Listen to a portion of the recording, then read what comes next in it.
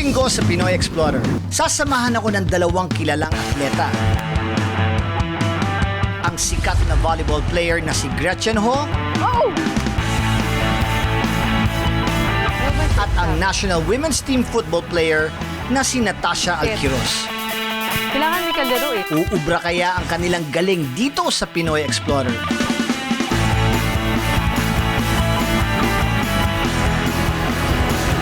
Sapat ba ang kanilang lakas at bilis upang harapin ang misteryosong isla ng Romblon? Nung nalaman ko na makakasama ako sa Pinoy Explorer, na lang, nag-freeze lang talaga ako eh. Kasi ang daming emotions na bigla lang sabay-sabay. Tapos yung ulo, parang, kaya ko ba to? Parang kinakabahan ako, pero masaya ako dahil na-invite ako.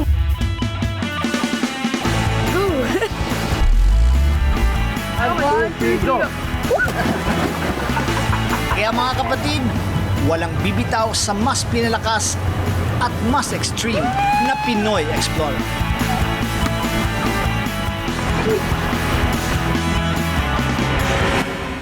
Kasama ko ngayon dito si Gretchen Ho from Ateneo de Manila, sa sikat na volleyball player ng Ateneo.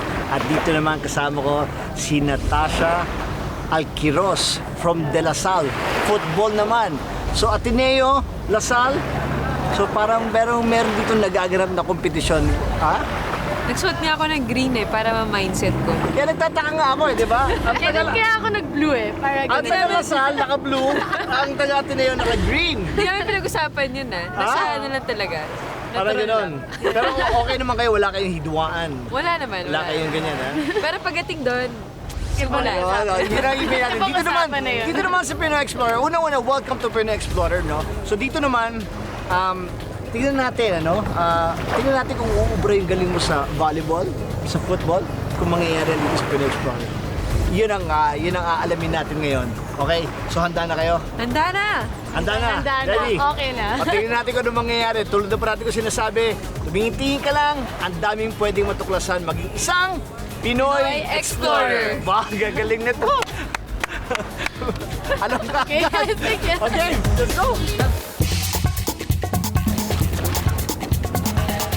Habang nakasakay kami sa speedboat, may napansin kaming isang kakaibang tanawin. Ito kasi yung mga dagat dito sa Romblon. Para lang alam ninyo ha, ito yung tinatawag na parang ito yung local version ng Bermuda Triangle. So you know about the Bermuda Triangle, Yes. no? Na lahat yung dumadaan na planes, ships, ganun. Lahat may nangyayari masama pag pumasok sa Bermuda Triangle. So, there's So this we're in there now. So dito ngayon, andito tayo ngayon sa Romblon Triangle ang tinatawag nila. And for example, isang example, yung shipwreck na yung nakikita nyo na yan. Noong 2012, dumaan yan dyan, bigla na lang parang nasunog siya o na-stranded siya because it was low tide, I think. Basta talagang nasunog siya ganyan. And swerte naman, dahil wala naman, para bang lahat ng tao na iligtas nila.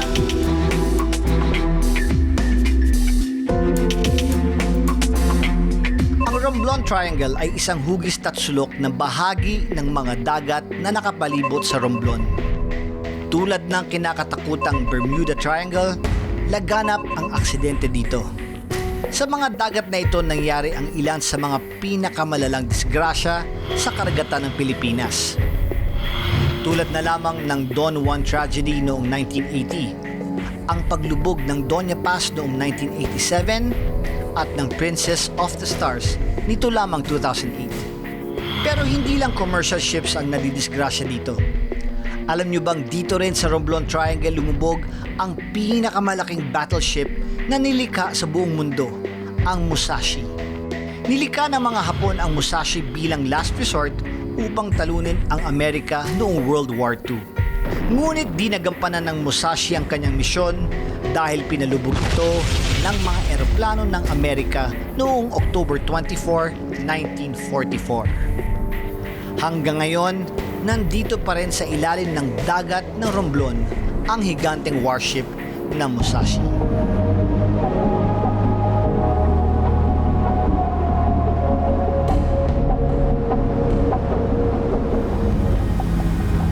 Habang papalapit kami sa nadisgrasyang vapor, ramdam na ramdam namin ang malakas na alon.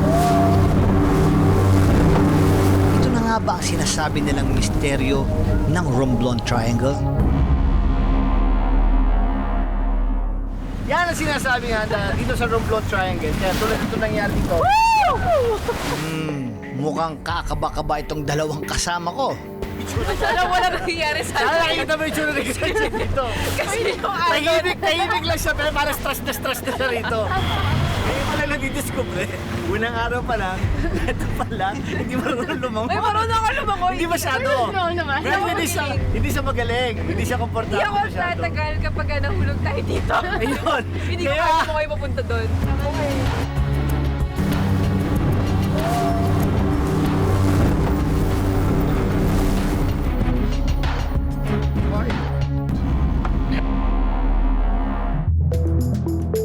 Binubuo ang probinsya ng Romblon ng 3 pangunahing isla at 4 na mas maliliit na isla. Ang 3 pinakamalalaking isla ay ang Tablas, Romblon at Sibuyan. Ang mas maliliit naman ay ang Banton Island, Simara Island, Maestro de Ocampo Island at Carabao Island.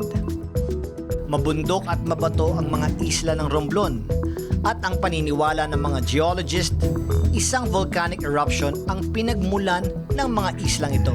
Mga islang isinilang mula sa bulkan.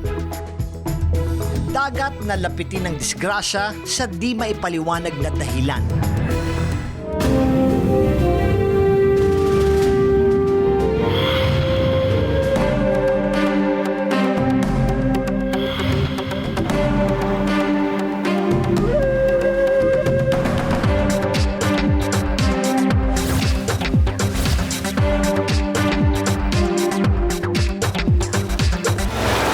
sabi ko nga, parate, tingin ka lang, ang daming pwedeng matuklasan maging isang Pinoy Explorer! Let's go. At ang sasakyan namin ni Natasha, isang motorized banana boat. Sino sa kanila ang makakot? Yan. Isama natin dito. Hop! Mabilis siya. Hop! Teka lang. Ito na. Hop! Kasa ko nahulog. Kasa ko nahulog.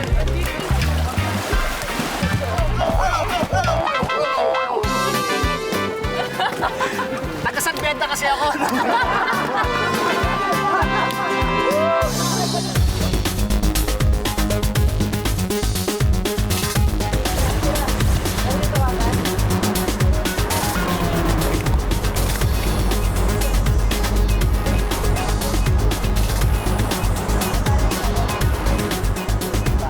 Pagkatapos ng aming banana boat ride, lumusong na agad ako sa tubig para naman mag-wakeboard.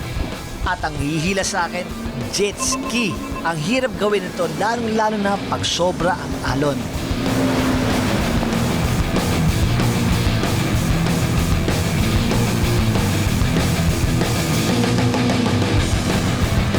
Ayun, success! Madaling sa ito kung flat yung tubig. But then, tapos basically kasi when you wakeboard, like if you use a boat, ang pull niya, yung pinaka-tali niya, nasa taas, elevated. So it pulls you up easier. Ganun pa man, kakayanin, pipilitin. Matapos kong subukan mag-wakeboard, si Gretchen naman ang sumubok. Dahil first time ni Gretchen, may nabuti kong bigyan siya ng konting tips. Yan, ganyan na feel. So pag hindi lang kanyan, don't pull, just let the ski pull you. The jet ski. So ganun yung feel mo lang. Ayun na, Wait, the rope's on around you.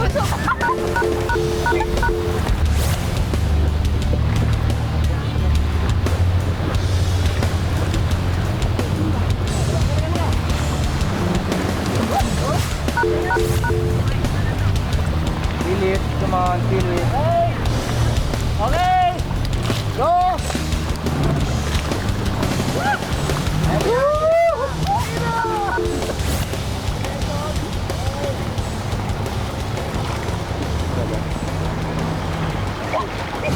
Nako, mukhang di nagtagumpay si Gretchen sa kanyang wakeboarding attempt. Pagkatapos ni Gretchen, si Natasha naman.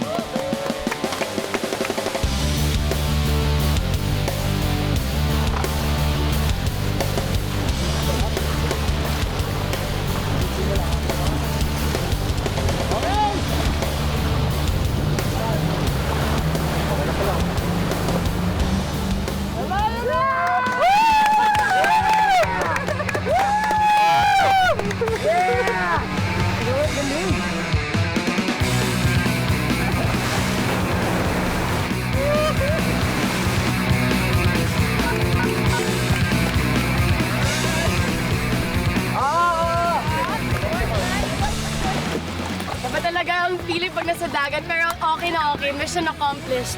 Wow, good job, Natasha. Mukhang effective yata ang coaching skills ko. Haha. So na-try natin kanina medyo mag-wakeboard na umihila sa atin jet ski. Ngayon naman susubukan natin. Teka muna, na-score pala. 1-0! Prominent. Sabi ni Gretchen, prominent. Sige lang. Ayan ang susunod natin gagawin ngayon. Wakeboard!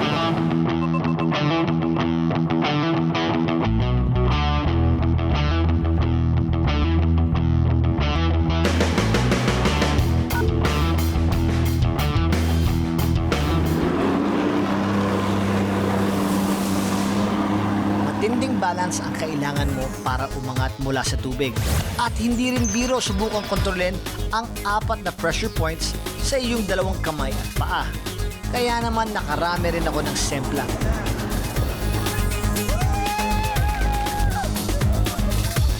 Pero di kalaunan ay medyo nakukuha ko na.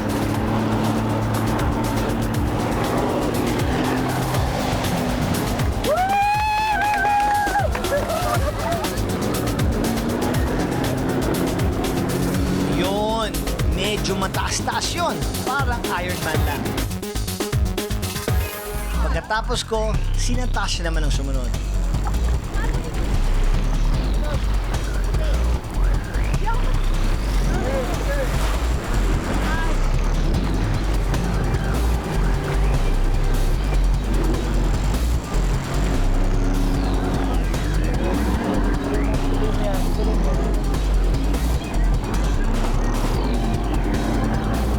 Mukhang nakakailang semplang na tong si Natasha.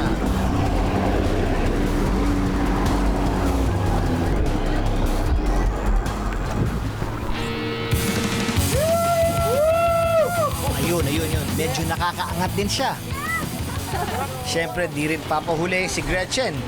Kaso may konting problema yan. We'll just let Gretchen try it. Masusubukan ni Gretchen. But then, she's not really comfortable kasi sa tubig. But, you know, safety first.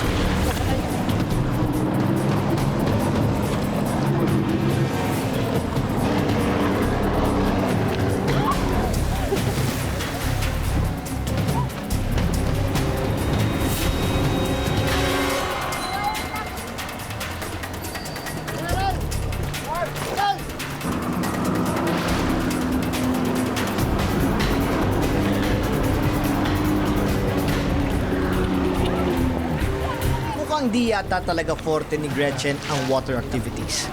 No problem. Ang hirap, sobra. As in, nung una, game pa ako. Pero nung pangalawa na pangatlo, nahirapan ako kasi bawat nahirapan ako mag-turn. Tapos bawat pag-akit ko, yung alon, gumagano sa akin, sinigilog yung tubig. Okay lang yan, Gretchen. Yan. Dahil lumipad man,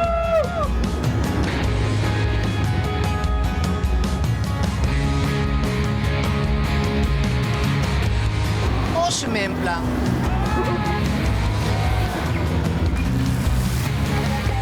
Ang importante, we all had fun.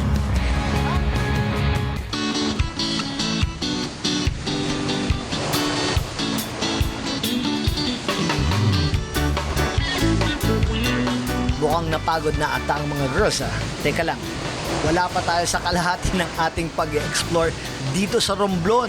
Pero sige, i-reserve nyo ang energy nyo dahil babalik tayo sa nabitin nating misyon sa Blue Hole. Underwater sinkhole o vertical caves ang iba pang tawag sa Blue Hole. Kung titignan mula sa ere, maaaninag ang asul na bilog na siyang lagusan pailalim sa kuweba. Hindi gaanong matingkad ang pagkaasul ng dagat sa mas mababaw na parte nito.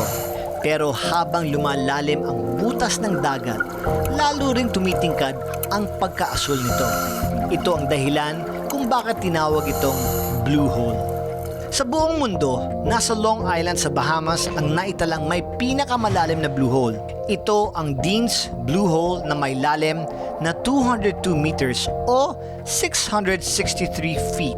Ang lalim na ito mistulang pinagpatong-patong na tatlong 18-story buildings. Sa Pilipinas, sinasabing ang Blue Hole ng Romblon ang pinaniniwalaang pinakauna at tanging Blue Hole na natuklasan sa ngayon dito sa bansa. May lalim itong mahigit sa 30 metro o mahigit sa 100 talampakan paibaba. Ang kuweba namang matatagpuan dito may lalim na mahigit 20 metro o mahigit sa 80 talampakan. Sa pagkakataong ito, mukhang mapapalaba kami sa lakas ng current sa dagat.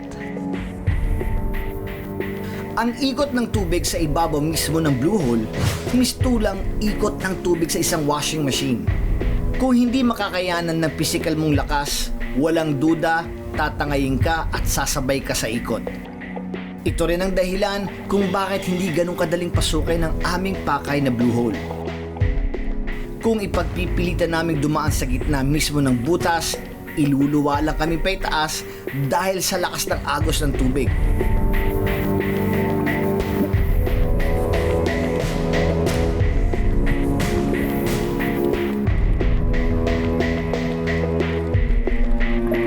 Para saan ba naman ang pag-e-explore kung hindi natin susubukan? Kayang-kaya natin yan. Pero girls, relax dahil alam kong hindi kayo certified divers at mukhang wild diving ang magaganap. At habang nagpapaka-busy ang volleyball at football player sa pag-survive sa isla, ako naman excited na rin malaman kung makakasurvive ba ako sa Blue Hole diving. Let's go!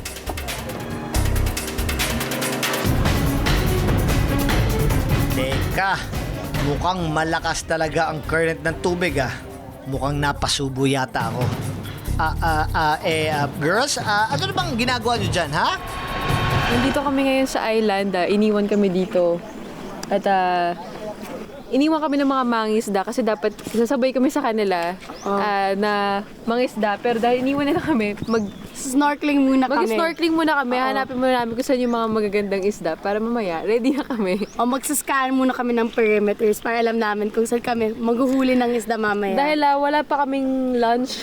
Oo. At kailangan namin kumain. At si Lolo Aga, walang binigay sa amin na baon. O sweldo muna. Tara! Kaya, snorkeling na kami. Let's go!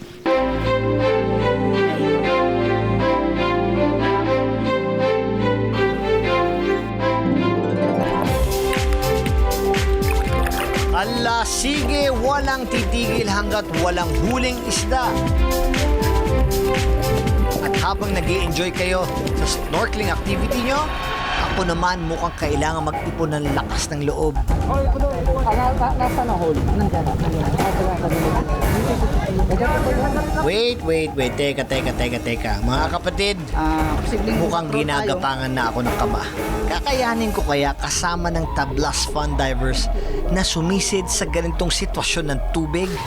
Aga, wala nang atrasan to. Okay, welcome to Blue Hole. This time, we'll go deeper. Game? Game. Alright. Mga kapatid, Pinoy Explorer is back. Go! 1, 2, 3! Bata.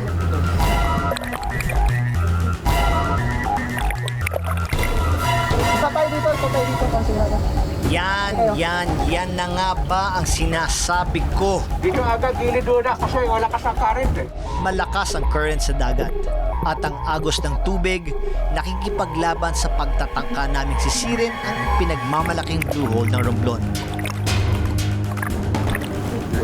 Sa ganitong sitwasyon, delikado ang pagdadive sa Blue Hole.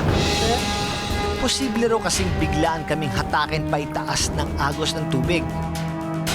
Mapanganib daw ito dahil maaari itong maging sanhi ng decompression sickness o sakit na delikado sa katawan ng sino mang diver.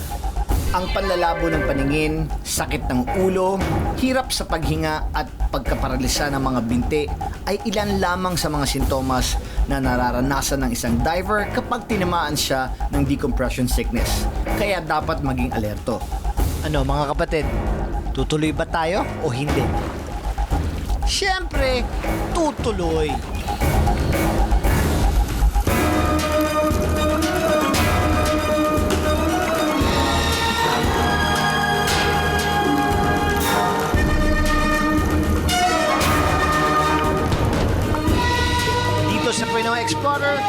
hindi kami umuurong sa bawat hamon.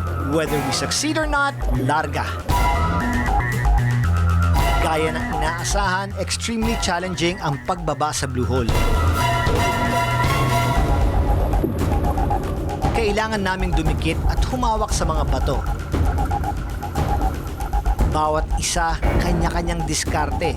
Sa ganitong klaseng diving, kailangang alerto ka sa anumang posibleng mangyari.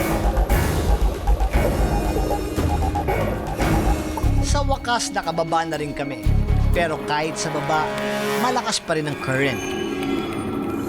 Kapag ganito ang sitwasyon, hindi raw kami pwedeng tumagal sa ilalim dahil sadyang mapanganib. Pero sulit naman dahil sa kakaibang marine sanctuary na aming nakita. Ang mga rock walls nabubuhay kasama ng mga coral reefs. Sa bawat pader ng kuweba, masasalamin ang yaman ng romblon na pinatatag ng mahabang panahon. At ang bawat marine life na umaasa sa bahaging ito ng dagat ang mas lalong nagbibigay kulay sa mundo ng Blue Hole. Time's up! Matapos ang halos 30 minutong pagsisisid sa Blue Hole, kailangan na naming umahon. Pero hindi ito madali mga kapatid. Kung gaano kahirap bumaba, mas mahirap pang umakyat dahil sa current. Kung sumakto lang daw kami sa payapang lagay ng dagat, siguradong mapapasok pa namin ang lahat ng lagusan ng kuweba. Kung tatapusin mo kasi ang diving activity na ito, mararating mo ang lagusan palabas ng Blue Hole. Pero dahil hindi umayon sa aming pakay ang lagay ng dagat, kailangan namin bumalik kung saan lagusan kami bumaba. Sa lakas ng agos, mga kapatid, tignan nyo, hinahatak ako pataas ng tubig. Grabe, ito na ang pinaka-challenging dive na nagawa ko. Habang nakakapit sa mga bato, nakabaligtad pa ang posisyon ko. Kaya naman ang body diver ko to the rescue. At habang inaalalayan niya ako, sige lang ako sa paggapag sa mga bato. Gretchen at Natasha, mukhang kakailanganin ko ang lunch nyo. Mauubusan na yata ako ng energy. Pero kung akala nyo susuko ako, no way. And success! Kinabahan ba kayo mga kapatid? Ako, oo. Pero ang fulfilling part doon, nasubukan kong pasukin ang Blue Hole kahit medyo delikado ang sitwasyon. Kaya Gretchen at Natasha, pabalik na ako dyan. At dahil po sa tindi ng experience ko sa Blue Hole, talaga namang di ko mapigilang ibida ito kina Gretchen at Natasha. Ang ganda sa Yung fishes, sabi mo. Bakit Masyado, di mo makikita masyado. May pakita ka pa isa, but it's struggle. Even, kunyari yung hole, di ba? Bago ka makapasok sa unang hole, lalaban ka na kasi yung current pang binublo ko pataas. So, hindi pa napunta sa... So, pag ano kayo, pababa. Pagdating sa baba niyan, parang biglang bubukang gano'n yan. Bubukang siya gano'n. So, tatago ka dun ngayon. Parang yung current, hindi ka... At yung resting point. Oo, doon ka parang relax ka na parang gano'n. Tapos dahan-dahan naman binababa yun. Grabe, nakakatakot din. Yeah. So, kailangan yung shot ko, ano lang. Hindi ka nagmamagali. Pwede magpupan. Oo, di ba? Medyo alangan. Kaya yun talaga possible. Wala kang masasabi. Kaya kailangan Pero ang paglabas, daming kwento. Ang extreme diving experience ko na ito, nag-iwan pa ng marka. May sugat sa gitna. Oo. Yan ang best scores. Ay, grabe. Kahit yung bakit kami, nakabaliktad kami. Kasi yung current was blowing you up like that. And you can't shoot up, you can dive. Eh, wala kaming gloves. So, nakakapit sa mga corals, ang sharp yun eh. Wild experience. Wild experience siya, wild experience. Pwede ba kumain na? Kain naman muna tayo, di ba ako nag-breakfast? Tapos ano mga kapatid? Tumingin-tingin ka lang, ang daming pwede makitang pagkain. Tara't kainin na natin. Let's go. Sa bawat lugar na aming pinupuntahan, iba't ibang yaman ang aming natutuklasan. At dito sa Romblon, ang kakaibang hiwaga na nagkukubli sa bawat isla nito ay naghihintay lang na masilayan ng bawat isa sa atin.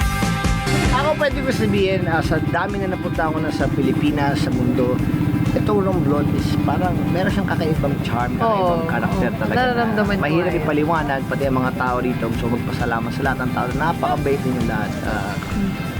Walang mainit ulo dito, no? Walang mainit. wala. Walang mainit ang ulo rito. Bait tao. Di ba?